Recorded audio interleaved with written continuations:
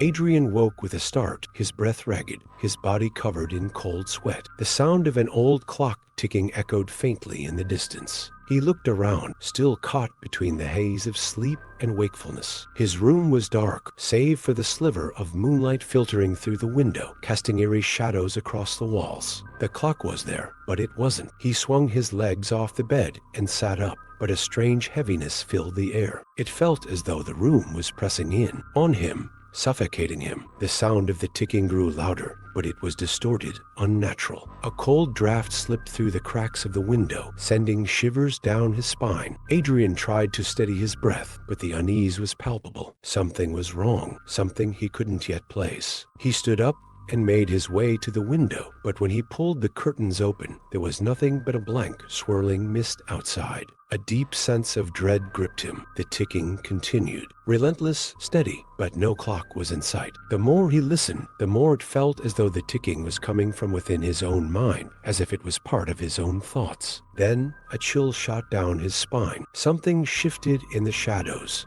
In the corner of the room, Adrian turned quickly, his heart pounding in his chest, but the corner was empty. He exhaled, trying to calm himself, yet the whispers began, soft at first, barely audible, like the rustle of wind through dead leaves. His mind told him it was just the sound of his imagination running wild, but there was an edge to them, an unmistakable unease. The whispers began to form words. His name, Adrian. Adrian. He stepped back, his pulse quickening. The sound of the ticking became deafening now, and he stumbled toward the floor, trying to steady himself. Then, as if pulled by an invisible force, he was drawn to the center of the room where something lay, an old, broken. It was cracked, its hands stuck at impossible angles. Time itself seemed to be frozen within it. Instinctively, Adrian reached out, touching the cold metal. The moment his fingers made contact, the world around him seemed to shudder. The room warped, the walls collapsing and twisting as if they had no substance. The air turned cold, and the whispers became screams deafening, overwhelming. His mind scrambled to make sense of it all, but his thoughts fragmented like shattered glass. He looked back at the clock, now glowing faintly, its hands twisting as if alive. As his eyes locked onto it, a vision surged through his mind, strange and unsettling. He saw flashes of his past, flashes of faces, places, and events he couldn't fully remember, yet they felt so painfully familiar. Suddenly, the whispers ceased, replaced by a voice that seemed to come from everywhere and nowhere at once. "Time does not wait for you, Adrian." The words struck him like a cold slap, and his vision blurred. He could feel his body being pulled, sucked into the very fabric of the air. The walls seemed to dissolve, leaving only darkness and the sound of the clocks ticking, louder and louder. Then everything went black. Cliffhanger. Adrian's last conscious thought was the feeling of falling through nothingness, the ticking still echoing in his ears. Was he waking up, or was this the beginning of something much worse? Adrian awoke to an unsettling silence. The ticking had stopped, and the air was eerily still. He was no longer in his room. The ground beneath him felt soft, spongy, like he was standing on something unnatural. He looked around, his senses on high alert. He was surrounded by dense fog, the kind that swallowed everything in its path. There were no sound, no voices, just the suffocating quiet. He took a step forward, but the fog seemed to deepen with every movement. The fog wasn't just a physical presence. It was disorienting, as if it were playing tricks on his mind. Shapes shifted within it, dark figures that seemed to flicker in and out of existence. Adrian's heart raced. His breath came in quick bursts as he struggled to calm his panicked thoughts. He took another step, and then another, the thick fog clinging to his legs, weighing him down. It felt like the world around him was closing in, growing smaller and smaller. The deeper he walked, the more disoriented he became. It was as if the fog itself was pulling him into some kind of void, erasing all sense of direction. In the distance, Adrian thought he saw a figure, a shadow, barely discernible against the thick mist. At first, it looked like a person, but as he moved closer, it became apparent that it wasn't quite human. The figure was tall, draped in black, its face hidden beneath a dark hood. The more Adrian looked at it, the more it seemed to distort, shifting between different forms, none of them making sense. It was as if the figure was constructed from pieces of his nightmares. "Adrian," a voice whispered, faint but clear, as if carried by the wind. "You have come too far." Adrian froze. The voice was familiar, but he couldn't place it. His body screamed to run, but his legs refused to move. He felt rooted to the spot, the weight of something, fear, curiosity,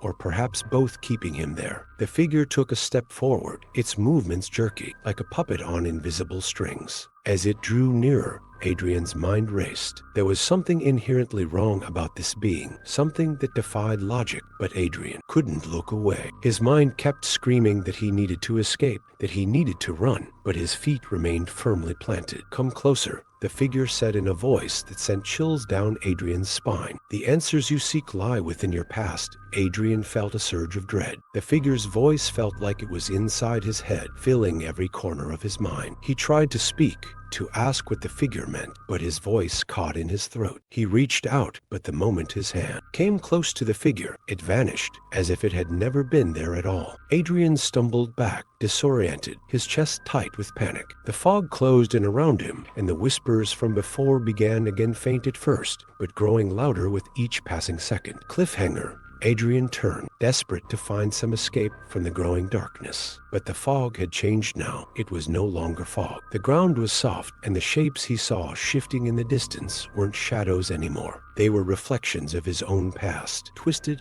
and contorted. His mind was no longer his own, and the ticking returned louder, more persistent. Adrian's breath came in ragged gasps as he stumbled through the endless fog, the sound of his heart pounding louder than the whispering voices that swirled around him. The ground beneath his feet felt uneven, the shifting sand-like texture making each step more disorienting than the last. The air was heavy with the weight of unspoken truths, as though the fog itself was a barrier between him and the answers he desperately sought. His mind raced, fragments of memories flashing before his eyes, faces he couldn't place, events he couldn't fully recall, all tangled together in a chaotic mess of emotions. The harder he tried to focus on the past, the more elusive it became. Faces blurred, places turned to shadows, and the overwhelming sense of loss gripped him tighter with every step. But there was one thing he could never forget: the accident. The one event that had shattered his life, erasing everything he once knew, placing it with an empty void. He could see flashes of that moment: darkened streets, the screech of tires, the blinding headlights. The image of a face, twisted in pain, burned into his memory. But no matter how hard he tried to remember the details, the face remained a blur, the memory slipping further away from his grasp. His pace quickened, his legs heavy with the burden of his past. He had to understand. He had to know who that person was and why their face haunted him still. It was as if the answers were locked behind a door he could never find. Suddenly, fog lifted, revealing an old, dilapidated house in the distance. It was familiar, yet unsettled. Adrian's heart skipped a beat as he recognized it, the house from his childhood, the one he had left behind after the accident, the one he had tried to forget. Without thinking, he began walking toward it. Each step felt like a journey back in time, each movement pulling him closer to a version of himself he had abandoned. The house stood before him, shrouded in decay, its windows dark and lifeless. As he approached, the door creaked open on its own, as if inviting him inside. He hesitated for only a moment before stepping across the threshold. Inside, the air was thick with dust and decay. The silence was oppressive, broken only by the distant sound of dripping water. The furniture was covered in white sheets, as if time had frozen the house in place. Every room was a shadow of its former self, the once welcoming space now abandoned and forgotten. Adrian wandered through the house, his footsteps echoing in the emptiness. He touched the walls, the furniture, each piece a fragment of a lifelong past. Yet everything felt wrong. The walls seemed to close in on him, the air growing heavier with each passing second. It was as if the house itself was alive, watching him, waiting for him to confront something he wasn't ready to face. He paused in front of a mirror, his reflection staring back at him, but it wasn't quite right. The man in the mirror was younger, a version of himself before the accident. He could see the innocence in his eyes, the hope that had been lost somewhere along the way. The reflection smiled, but it was a sad, hollow smile, as if it knew something Adrian didn't. "Adrian!" The voice came from behind him, barely a whisper, but it was enough to freeze him in place. He spun around, but there was no one there. The house was empty, empty except for him. Adrian stumbled backward, his eyes locked on the cracked mirror in front of it. His reflection was gone, replaced by a figure he didn't recognize. The figure's eyes were hollow, dark voids that seemed to stare straight through him. Its mouth moved, as if speaking, but no sound came out. Adrian's breath caught in his throat. The figure was eerily familiar, but Adrian couldn't place where he had seen it before. It didn't belong here, this wasn't his reflection. It was something else, something twisted. The figure in the mirror grinned, its smile wide and unnatural. Adrian reached out, but as his hand neared the glass, the figure's mouth opened wider, stretching impossibly. Its eyes locked onto his, and a chill shot through him. "Adrian, you're not who you think you are," the words echoed in his mind, bouncing off the walls like an unwelcome presence. He staggered back, his head spinning, trying to make sense of the voice. It wasn't his own thoughts. It was something else, something that had always been with it, lurking beneath the surface. The figure in the mirror began to speak again, this time its voice clearer, sharper, as if it were inside his head. "You're running from yourself, Adrian, running from what you did, from what you've become." Adrian recoiled, his pulse quickening. The words cut through him, digging into his core. He knew the truth of them. He had been running from the pain, from the guilt, from the accident that had shattered his life. But there was more to it, something deeper, something he couldn't understand. The reflection in the mirror reached out, its hand pressing against the glass, just inches from his own. Adrian's heart raced, his thoughts swirling in chaos. He wanted to look away, but he couldn't. The figure was pulling him in, its presence overwhelming him. "You can't hide forever," it whispered, its voice now low and guttural, like a predator closing in on its prey. The glass of the mirror began to ripple like water, distorting and warping. The figure's hand pushed through the surface, emerging into the real world. Adrian staggered back, fear coursing through his veins. The figure was real. It was here. When Adrian regained consciousness, he found himself in an entirely different place. The air was thick and musty, the walls made of old, dark wood. The floor creaked beneath him, and the faint sound of ticking filled the room, a rhythmic, almost hypnotic sound. He slowly stood, disoriented, trying to make sense of his surroundings. It was a small, dimly lit room filled with old clocks. Some were large and grand, others were small and delicate, but each one had something in common. None of them worked. Their hands were stuck in various positions, frozen in time. The ticking was coming from everywhere, a symphony of mechanical rhythm that seemed to invade his thoughts. In the center of the room, there was a large desk cluttered with clock parts and strange tools. And sitting behind the desk was an old man. His hair was wild and gray, his eyes sunken and tired, as if he had seen far too much of the world and was now resigned to his fate. He looked at Adrian with an expression that was both knowing and sorrowful. "Oh, you're finally awake," the old man said, his voice grating like a rusty hinge. "You've been lost for a long time, haven't you?" Adrian opened his mouth to speak, but no words came. He could feel the weight of the room pressing on him, the clocks ticking louder and louder. It was like the very air was thick with the passage of time. He stepped forward, his gaze never leaving the old man. "Time is a cruel thing," the old man continued. "It does not wait for anyone, and it does not forgive. But you've learned that, haven't you, Adrian?" Adrian tried to steady his breathing, but the sense of dread continued to build. The old man's words struck too close to the truth. He had been running from time, from his past, from the consequences of his action. But no matter how far he ran, time had caught up with. "You've been given a choice," the old man said, his voice suddenly softer, almost a whisper. "But it's a choice you've already made. You just don't realize it yet."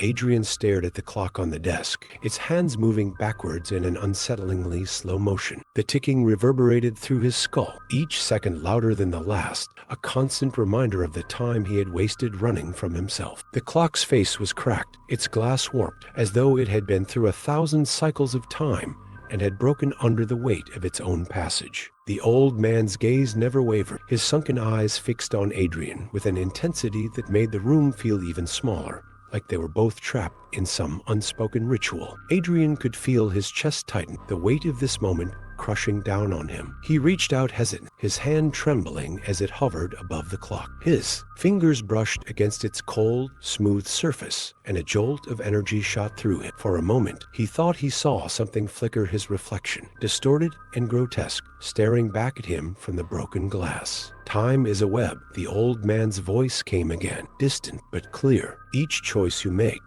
each decision, it adds another strand. But some threads, Adrian, are not meant to be unraveled. Some are meant to stay hidden, buried. Adrian's mind swirled with confusion. What was he supposed to do with this clock? What was he meant to fix? The old man had spoken cryptic words, but none of them made sense. Time, choices, threads, these were abstract concepts that felt too intangible, too elusive to grasp in the chaos of his mind. The ticking grew louder, more frantic, as if urging him to make a decision. The room around him seemed to shift again, warping into strange angular shapes. The walls pressed in, and the floor beneath him began to feel unstable, like he was standing on the edge of a precipice. The air was thick, filled with an oppressive energy that suffocated. The weight of his past, the weight of the choices he had made, pressed down on him with an almost physical force. He closed his eyes, trying to focus, trying to make sense of the madness swirling around him. In his mind's eye, he saw flashes of his past, the faces of those he had lost, the mistakes he had made, the darkness that had followed him every step of the way. His heart ached with regret, the memories haunting him, pulling him deeper into despair. But then,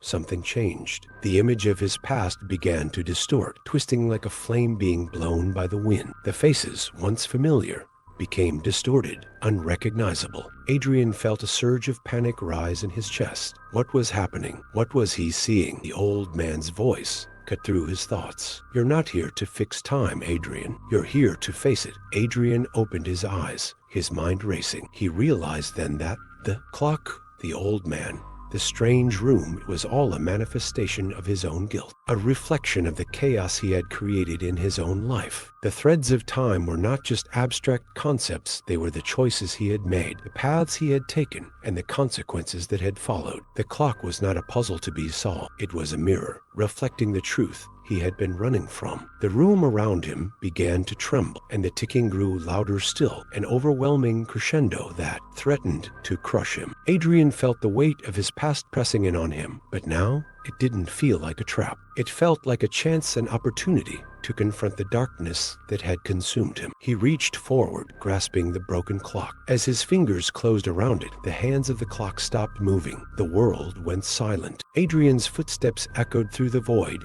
as he made his way toward the open door. Each step felt heavier than the last, the weight of time itself pressing down on him. The void was vast, endless, and filled with the deafening sound of ticking clocks. Thousands of them, all frozen in place, suspended in time. The air was thick with the pressure of it, as though the very fabric of reality was beginning to tear apart. He reached out for the door, the wooden frame worn and weathered, but somehow still intact in the sea of broken time around him. As he touched the handle, a strange sensation washed over him like a surge of electricity, a sudden jolt that shot through his entire body. The door creaked open, revealing a darkened hallway beyond. The air in the hallway was thick and musty, like it hadn't been disturbed in years. With a final glance at the empty void behind him, Adrian stepped forward, his mind racing. What was waiting for him on the other side? What would he find when he crossed through this door? He didn't know, but something deep inside him told him that it was the only way forward. There was no turning back now. The hallway stretched out before him, long and dark, its walls lined with strange, unfamiliar symbols. The air felt heavy with secrets, the walls almost alive with a presence that watched him with unseen eyes. As he walked, the sound of his footsteps was swallowed by the thick silence, the only noise coming from the occasional creak of the floorboards beneath him. At the end of the hallway,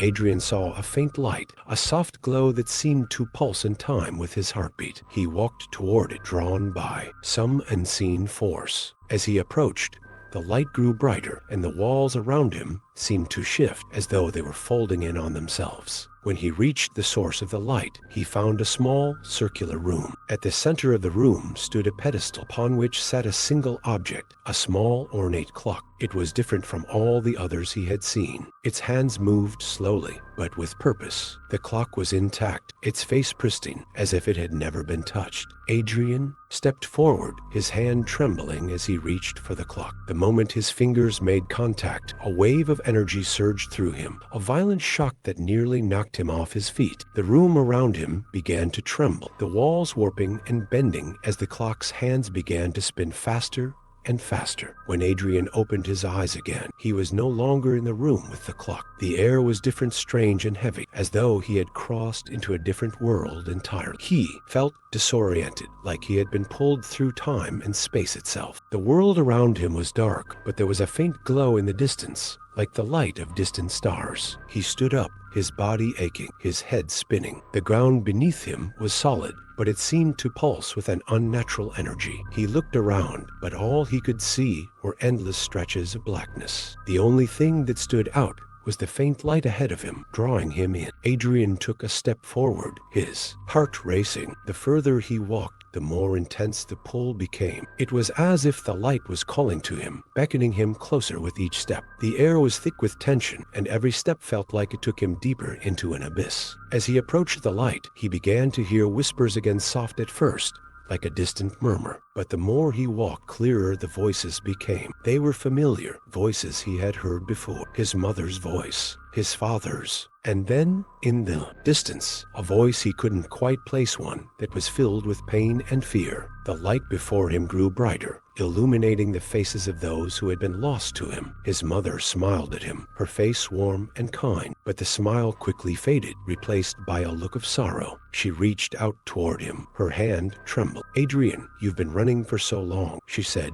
her voice distant, as though she were speaking from another world. "It's time to stop." Adrian's chest tightened, the weight of the words sinking deep into his soul. He had been running, hiding from the truth for so long, but the truth was here now, waiting for him to face it. He had no choice but to confront it. The darkness enveloped Adrian completely. The light he had been drawn to vanished in an instant, leaving him isolated in a void of swirling shadows. The air was thick, almost suffocating, and the whispers that had once been distant now filled his head entirely. Each voice was louder than the last, overlapping until it became impossible to discern one from another. He could feel them tearing at his mind, pulling him in 1,000 different directions. But then, through the chaos, one voice rose above the others, cold, malevolent, and undeniably familiar. "Adrian, you thought you could escape, but there is no escaping time." The words sent a chill down his spine. The voice was unmistakable. It was his own. His reflection, the one that had haunted him throughout his journey, was speaking to him from the depths of this endless void. Adrian tried to move, to fight against the pull of the darkness, but his limbs felt heavy, like they were chained to the ground. He couldn't breathe, couldn't think straight. Time itself was folding in on him, twisting around him, threatening to erase everything. "You've been running from your own reflection," the voice continued, its tone mocking. "But what you don't realize is that you are already a part of me. We are one, Adrian. You cannot outrun your own soul." The darkness around him shifted, and Adrian's eyes widened as he saw the shadowy figure emerge once more, his reflection, but twisted, monstrous, its hollow eyes burning with an intense, predatory light. It stepped closer, each movement like the slow crawl of inevitability. Every inch it moved closer felt like a heartbeat, a countdown to his doom. The ticking sound that had haunted him for so long now grew louder, louder than anything he had ever heard. It reverberated in his skull, rattling his mind, filling him with a sense of urgency that he couldn't escape. "You cannot stop it," the reflection sneered, the voice dripping with disdain. "You've already made your choice. There is no undoing what has been done. No second chances." The room around him warped and fractured, and for a moment Adrian was plunged into a vision, his past replaying itself in fragments, like a broken film reel. He saw the accident again, felt the rush of panic, the screech of tires, the horrified face of the person who had been in the car with. It was all his fault. He had been the one to drive, the one to make that mistake that had cost someone their life. The guilt the shame, the regret, it all came flooding back in an overwhelming rush. The reflection's voice cut through his thoughts, harsh and unforgiving. Do you think you can change the past, Adrian? Do you think you can fix what's been broken? It's too late. Time has already marked you. You'll never escape it. But as the reflection spoke, something inside Adrian stirred, a flicker of defiance. He wasn't going to let the darkness consume him. He had been running for too long, hiding from the truth, but now it was time to face it. With a strength he didn't know he had, Adrian forced his legs to move, his mind racing to make sense of the overwhelming force pulling at him. The darkness pressed against him, pushing him back, but he fought against it, forcing himself to step forward. And then, with a final, desperate cry, he reached out to the shadowy figure, his hands trembling but resolute. Adrian's body hit the ground with a bone-jarring thud. He gasped for air, his chest heaving, disoriented. His mind raced to process what had just happened. He was no longer in the endless void. The darkness had receded, but in its place was something even more unnerving and immense, cavernous space. A room that stretched infinitely in every direction, its walls lined with thousands of clocks. They ticked in unison,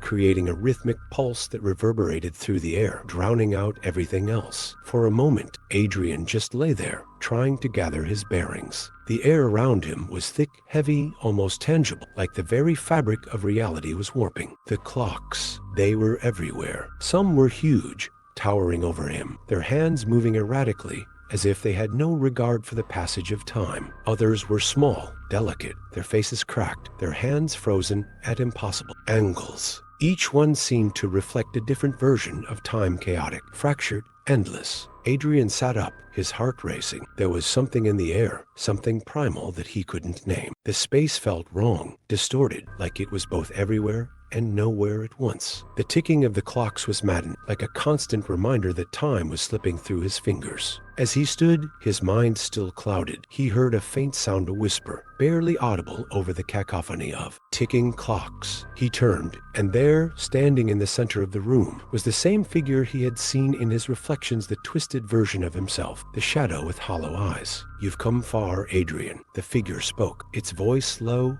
and unyielding. "But this is where it all ends. This is where time converges." Adrian's legs felt weak, but he forced himself to stand. The figure's words were like daggers in his chest, the weight of them suffocating. He had come so far, faced so many horrors, and yet here he was, standing at the very heart of time itself, with no idea how to escape. "You cannot escape time," the figure continued, its smile growing wider. "It is what binds us, what defines us. You cannot outrun it, cannot change it. All you can do is accept it."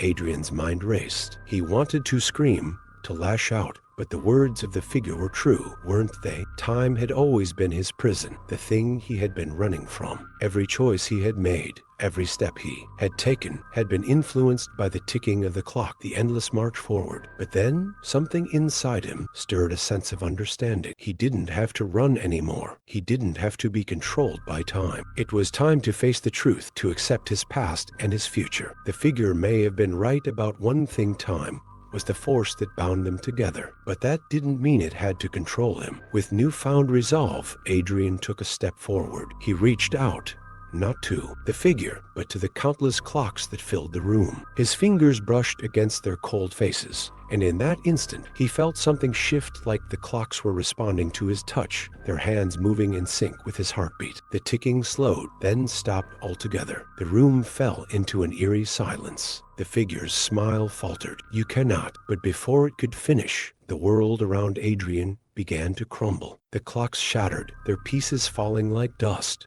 and the darkness that had been closing in around him receded. For the first time, Adrian felt free. Hope you enjoyed the story. Comment where you're watching from, leave a like, and subscribe to the channel.